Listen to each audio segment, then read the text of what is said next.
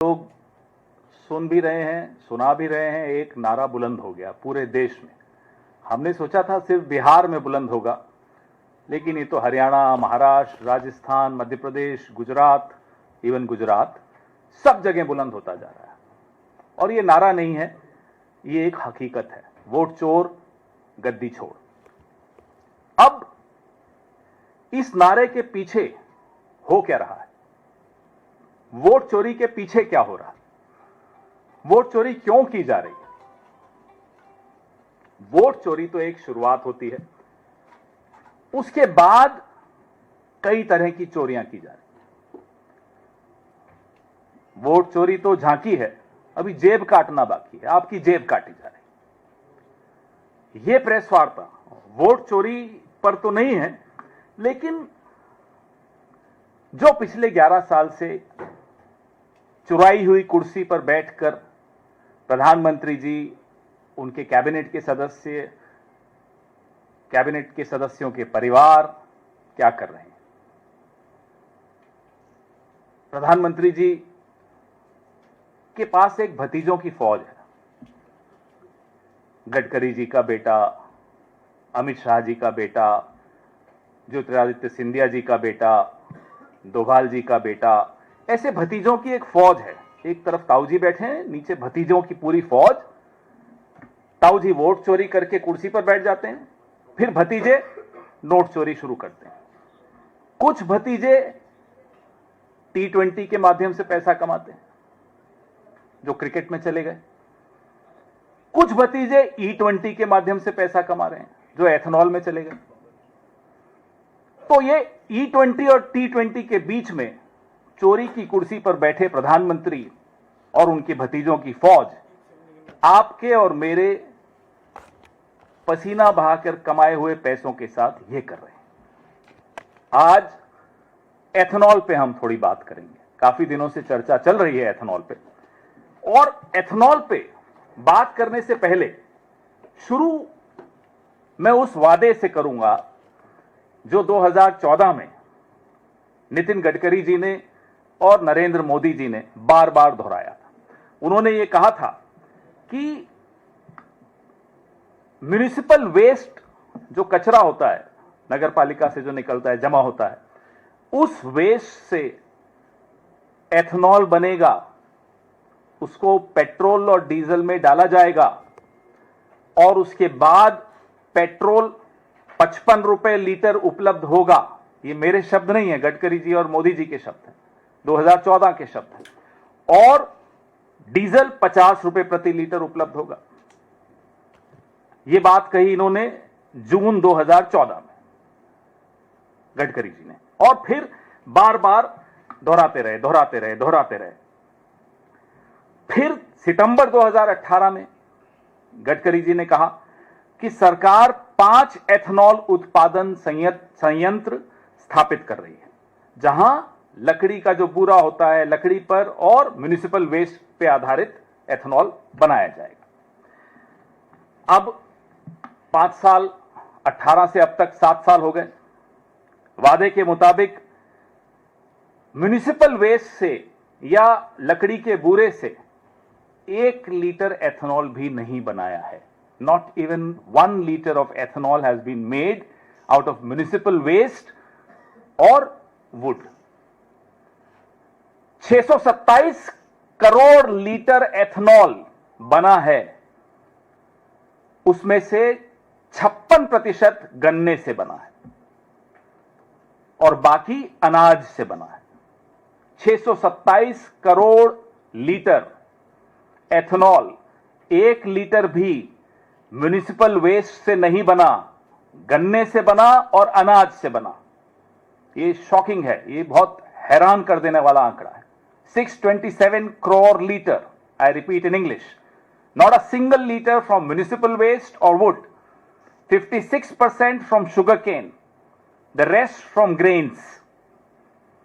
ये तो आपके पर्यावरण के जो दावे थे उसकी सच्चाई है। 1 लीटर एथेनॉल बनाने के लिए 3000 लीटर पानी की खपत होती है। यह दूसरा चौंकाने वाला आंकड़ा। For 1 litre of ethanol 3000 litres of water is consumed. यह है आपके पर्यावरण के जो दावे थे उसकी दूसरी सच्चाई। अब आइए आप जो आपको दूसरे दावे किए थे पेट्रोल की कीमत और डीजल की कीमत, वो मुझे आपको बताने की जरूरत नहीं। आज सुबह आप में से कई लोग अपनी गाड़ियों में भरवा के आए होंगे या शाम को भरवाएंगे, आप खुद देख लीजिएगा। कोई 100 रुपए दे रहा है, कोई 95 रुपए दे रहा है, कोई 90 रुपए, अलग अलग राज्यों की जो स्थिति है, लेकिन 90-92 से ऊपर ही है पेट्रोल। और डीजल 87 रुपीज 67 पैसा है, मोस्टली लगभग इसके आसपास। अब जो हितों का टकराव है, द कॉन्फ्लिक्ट ऑफ इंटरेस्ट, उस पे आ जाते हैं। आप सब जानते हैं लेकिन मैं फिर भी दोहराऊंगा। निखिल गडकरी, ये सुपुत्र हैं नितिन गडकरी जी के। सारंग गडकरी, ये दूसरे सुपुत्र हैं नितिन गडकरी जी के। इनकी 2 कंपनियां हैं। सियान एग्रो इंडस्ट्रीज इंफ्रास्ट्रक्चर लिमिटेड, ये एक प्रमुख वो एथनॉल आपूर्ति करता है, दे सप्लाई एथनॉल। और सारंग गडकरी की है मानस एग्रो इंडस्ट्रीज, ये दोनों, ये उसमें डायरेक्टर हैं, ये भी एथनॉल का ही व्यवसाय करते हैं। इससे ज्यादा मैं क्या बोलूं, आप खुद समझ गए। पिता नीतियां बना रहे हैं, पुत्र पैसा बना रहे हैं उन नीतियों के आधार पर। पुत्र से भी ज्यादा ताऊजी और भतीजे ज्यादा सही है, क्योंकि कई भतीजे हैं जैसा मैंने आपको बताया। तो ये 2 भतीजों की कहानी आपके सामने है। जो सियान एग्रो है निखिल गडकरी का, 18 करोड़ था इनका राजस्व, रेवेन्यू, जून 2024 में। पिछले साल जून में 18 करोड़ था जब लोकसभा चुनाव हुआ ही था। अब जून 2025 में आ जाइए, 1 साल में 523 करोड़ हो गया। From 18 crore to 523 crore is the revenue of Cian Agro which is owned by Nikhil Gadkari. ये तीसरा आंकड़ा मैंने आपको दिया जो हैरान कर देता है। इनके शेयर्स की कीमत इन जनवरी 2025 ₹37.45 थी, अब 638 रुपए, फ्रॉम 37 रुपीज 45 पैसा टू 638 रुपीज।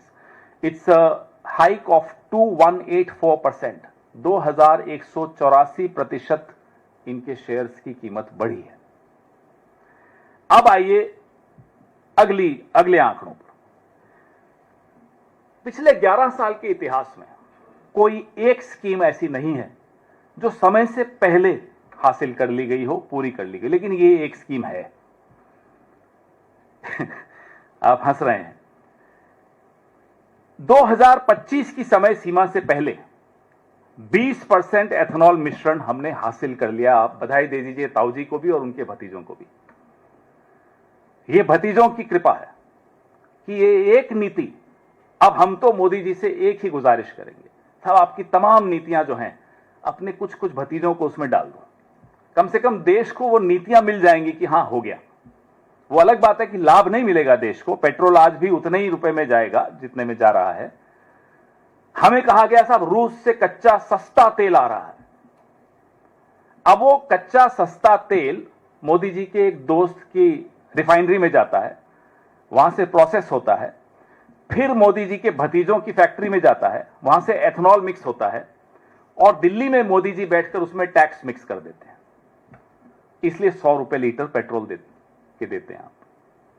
तो ये सारे दोस्त, चाचा, भतीजा, ताऊ सब मिलकर जो खिचड़ी पका रहे हैं वो आपके सामने है। ये अर्थव्यवस्था की खिचड़ी आपके सामने ये ऐसे बन रही है।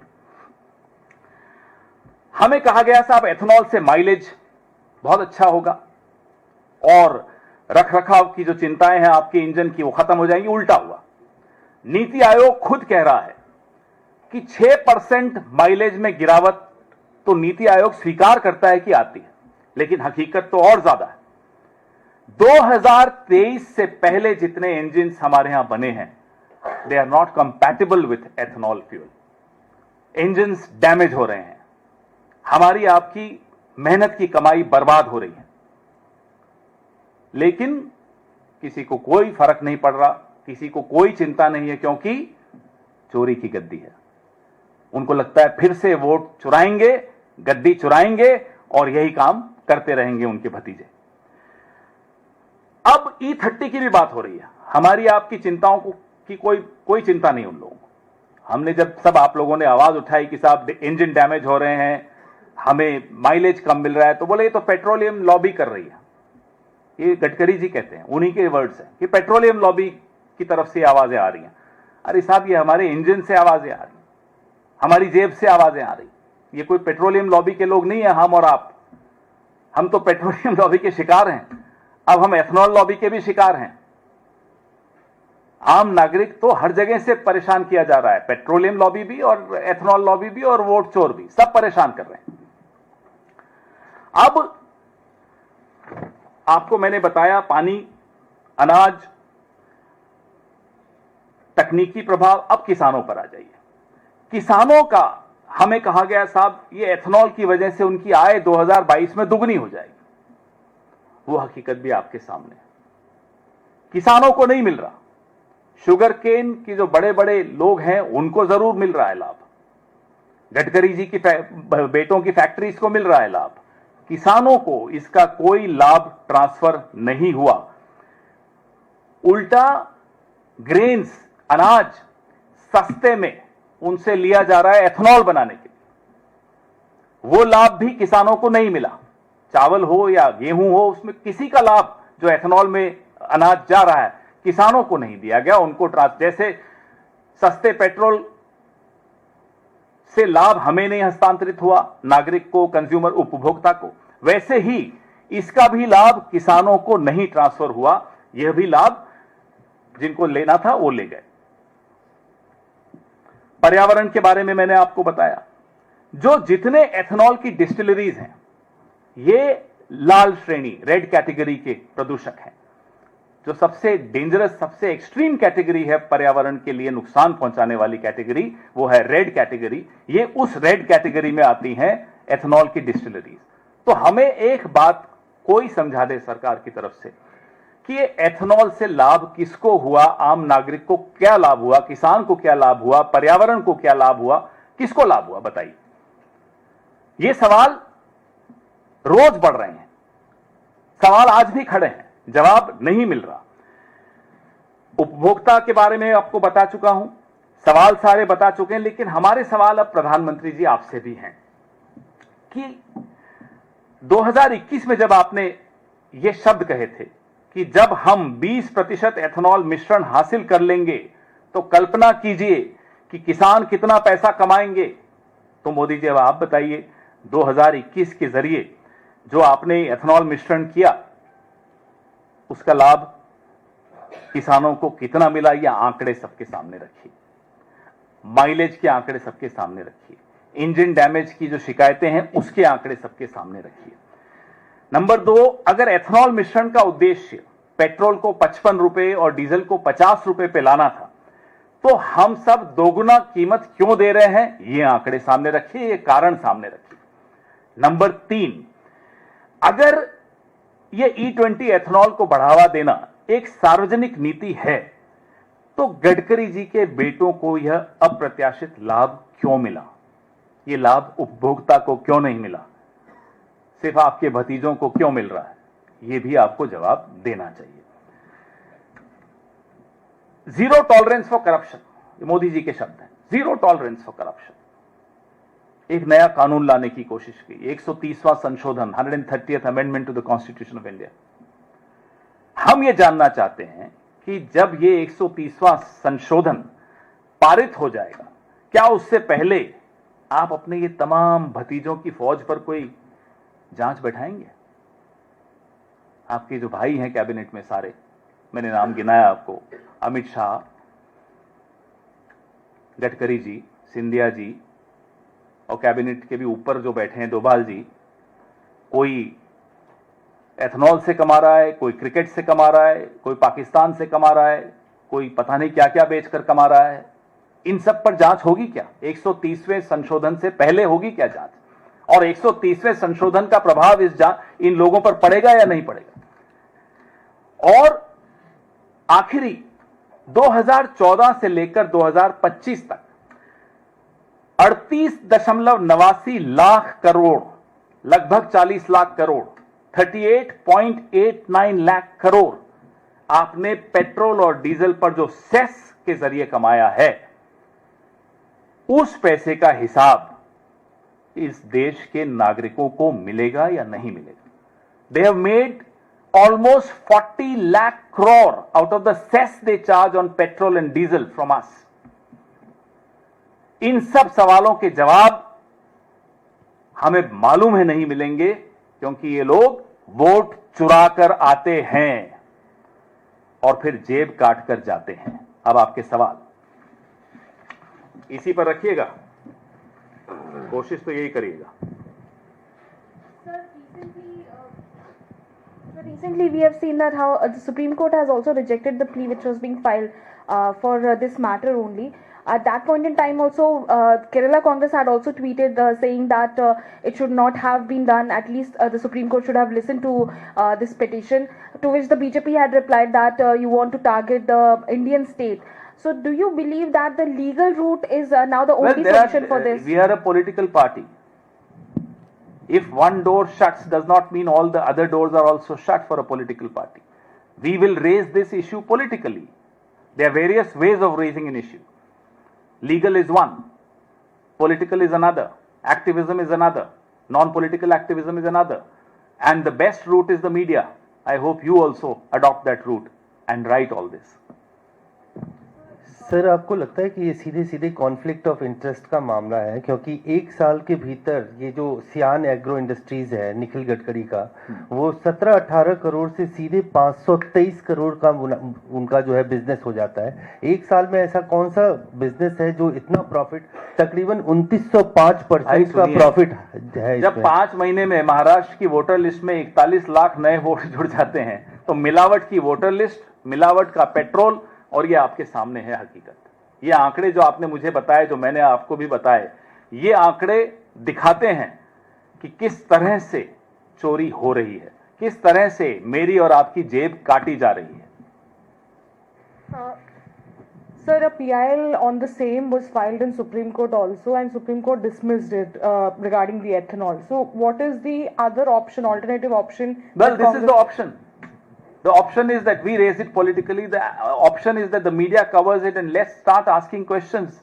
No responsible government can ignore these very, very important, sharp questions, because this affects all of us. So let's keep, Supreme Court has not stopped us from asking questions.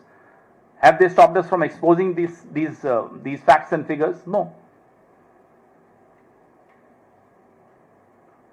Ji.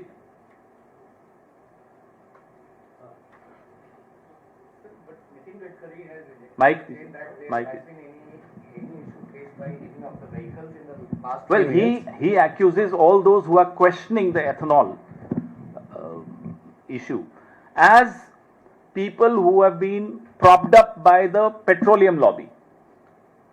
So if you and I say that my vehicle is not giving me the mileage which it used to give before I started using the ethanol mixture, are you from the petroleum lobby? I don't think you are. I know you. I know you're not. But these are issues that affect all of us. So this is the pet excuse of this government. If the farmers raise questions, they are the Khalistani lobby. If the youth raise questions, they are the anti-national lobby. If you and I raise questions about our vehicles, we are the petroleum lobby. Congratulations, you also belong to a lobby now. पहले आप ये खत्म हो जाने दीजिए फिर। कई बातें कही गई कि इससे जो है पर्यावरण, जो पोल्यूशन होता है उसमें इम्प्रूवमेंट होगा, पोल्यूशन कम होगा, और माइलेज जो है वो गाड़ियों का बढ़ेगा, जिससे पोल्यूशन जो है वो कम होगा। क्या आपको लगता है कि एथेनॉल को मिक्स करने में सच में ऐसा हुआ है जो दावा पहले? मैंने आपको बताया कि जो डिस्टिलरीज होती हैं एथेनॉल की, वो रेड कैटेगरी में आती हैं, पोल्यूशन सबसे ज्यादा फैलाने वाली, नंबर 1। नंबर 2, मैंने आपको बताया कि 3000 लीटर पानी खर्च होता है 1 लीटर एथेनॉल बनाने के लिए। नंबर 3, जो हमें वादे किए थे कि म्युनिसिपल वेस्ट से बनेगा, वो बिल्कुल 1 लीटर भी एथेनॉल म्युनिसिपल वेस्ट से नहीं बना, तो वहां से भी पोल्यूशन कम होने का कोई दरकार नहीं। तो कहां से पोल्यूशन कम हुई, जरा ये हमें बता दें। नंबर 4, आप अनाज और शुगर केन को इस्तेमाल करके एथेनॉल बना रहे हैं। पोल्यूशन कहां से कम हो रहा है, जरा इसका ये हमें जानकारी दें। हमने आपके सामने सारे तथ्य रख दिए जहां से पोल्यूशन बढ़ रहा है, घट नहीं रहा।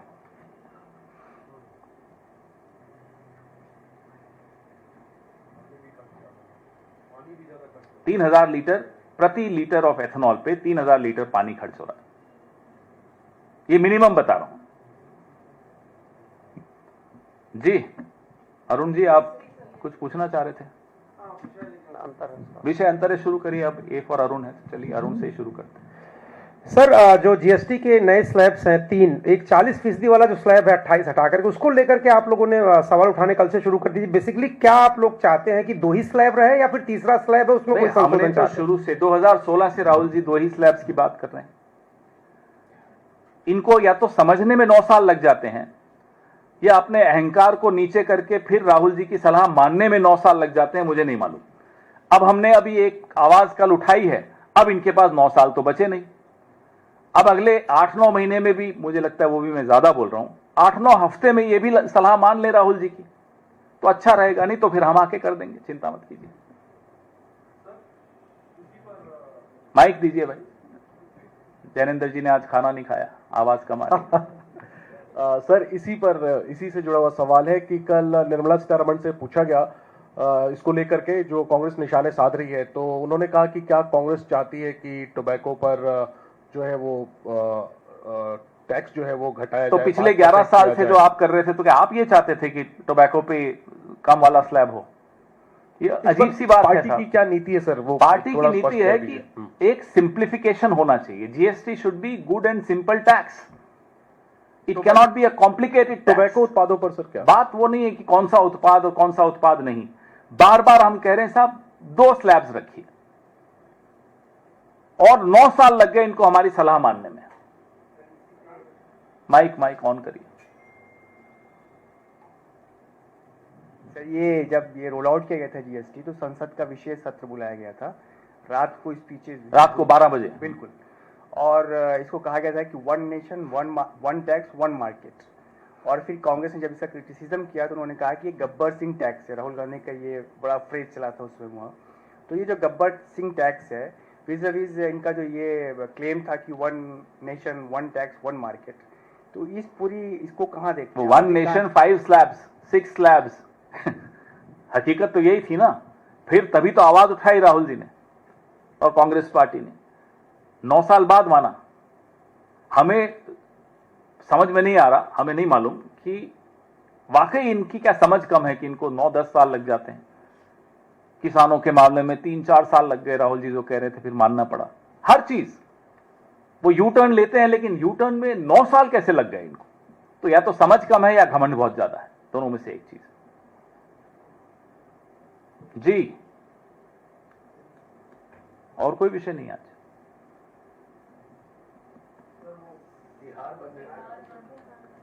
बिहार बंद क्यों है?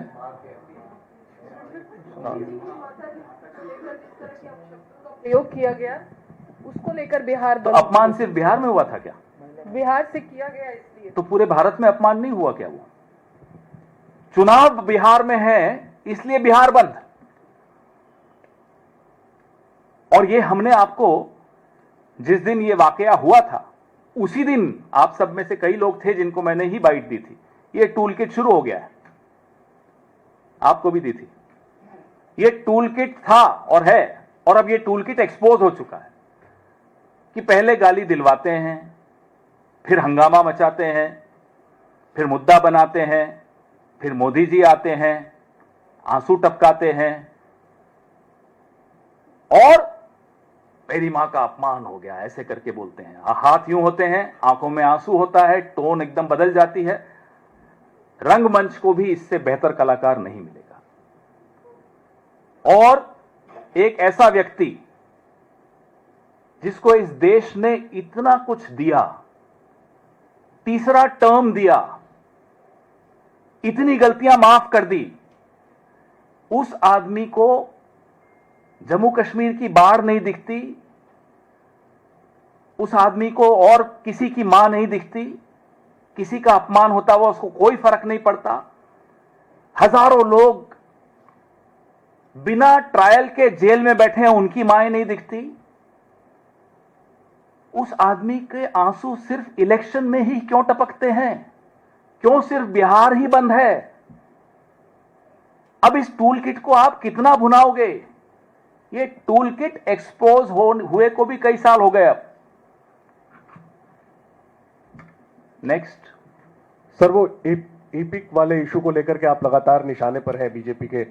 पहले उल्टा बोल रहे हैं, बीजेपी हमारे निशाने पर है। तो अब उसी के काउंटर में आप निशाने पर है। पहले आपके 2 वोटर कार्ड मैं आज भी उनको निशाने पे ले रहा हूं। जी सर, सवाल तो, और इसके बाद आपकी पत्नी जो है नीलिमा कोटा जी, उनके 3 वोटर कार्ड का मामला भी सामने आया, बीजेपी की तरफ से लाया गया। तो सवाल वही उठाया जा रहा है कि एक तरफ आप लोग मुझे बताइए, वोटर लिस्ट में अनियमितता की बात करें, आपके कई वोटर कार्ड, एक वोटर की हैसियत से मैं हूं या आप हो, कोई भी हो, उसकी क्या जिम्मेदारी है? उसकी जिम्मेदारी है कि जब वो शिफ्ट करता है तो वो एक फॉर्म भर के दे देता है। उसके बाद किसकी जिम्मेदारी होती है? चुनाव आयोग की, जाहिर सी बात है। बीएलओ जब भी रोल रिवीजन होता है, हर इलाके में उसको जाना चाहिए, जो उसका काम है। हर घर में जाना चाहिए जांच करने के लिए कि ये वोटर अभी मौजूद है या नहीं, जीवित है या नहीं, ट्रांसफर तो नहीं हो गया, कोई नए तो नहीं आ गए, ये सब बातें। जिस घर को मैंने 2016 में छोड़ा था, 16 से 25 तक कम से कम 7-8 बार रोल रिवीजन हुआ है। अब ये आपके सामने एक और एक्सपोजर खुद बीजेपी ने कर दिया कि इस तरह से चुनाव आयोग चलता है कि 7-8 रोल रिवीजन के बाद भी मेरा नाम नहीं कटा, मेरे अप्लाई करने के बाद भी मेरा नाम नहीं कटा, मेरे नए जगह वोट बनाने वाला भी चुनाव आयोग, नई कॉन्स्टिट्यूएंसी में, दूसरी कॉन्स्टिट्यूएंसी, फिर भी पुरानी में नहीं कटा। बताइए, इससे बढ़िया मेरी मदद बीजेपी से ज्यादा और कौन कर सकता है? पहले अनुराग ठाकुर ने हमारी मदद की, अब बीजेपी के बाकी नेताओं ने की, उनको हम धन्यवाद देते हैं। सर, एक सवाल बिहार से और एक और बात, मुझे नोटिस देने में 3 घंटे लगे। राहुल जी की तो प्रेस वार्ता के दौरान ही उन्हें नोटिस दे दिया गया। न अनुराग ठाकुर को नोटिस मिलता है, न महादेवपुरा के 1 लाख फर्जी वोटर्स जिनके हैं, जो उनको नोटिस मिलता है, मुझे तुरंत मिल जाता है। मैं मांग बार बार दोहराता हूं कि नई दिल्ली के उस पोलिंग बूथ का सीसीटीवी फुटेज मैं मांग कर रहा हूं, मुझे चाहिए। मैं देखना चाहता हूं कि मेरे नाम से वोट किसने दिया, अगर दिया तो।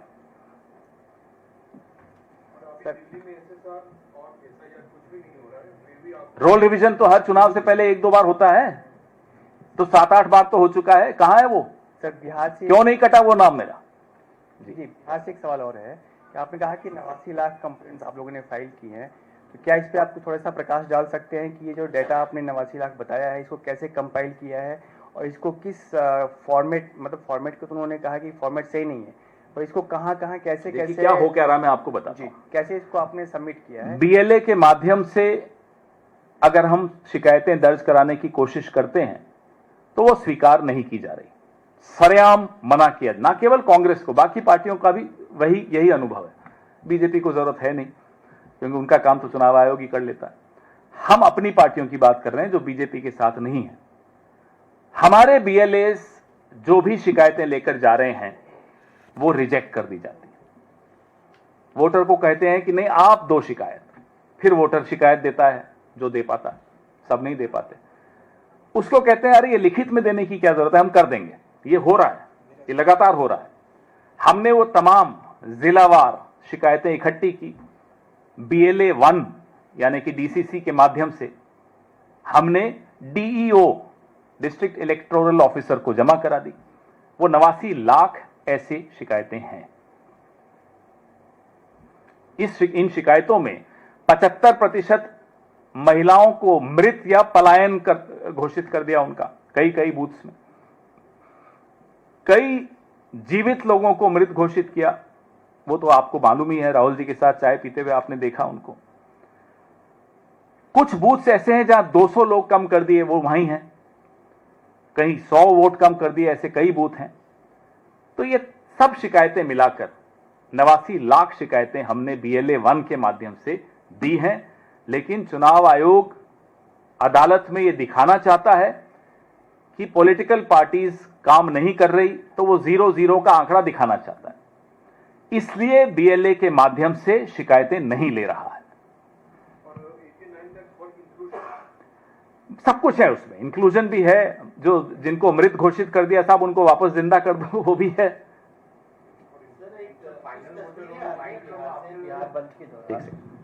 बिहार बंद के दौरान कुछ तस्वीरें आ रही हैं सोशल मीडिया पे, जिसमें कई जगहों पे बीजेपी के कार्यकर्ता एम्बुलेंस को रोक रहे हैं, जो गवर्नमेंट टीचर्स हैं वो अगर जा रहे हैं उनके साथ महिलाओं के साथ मारपीट की जा रही है।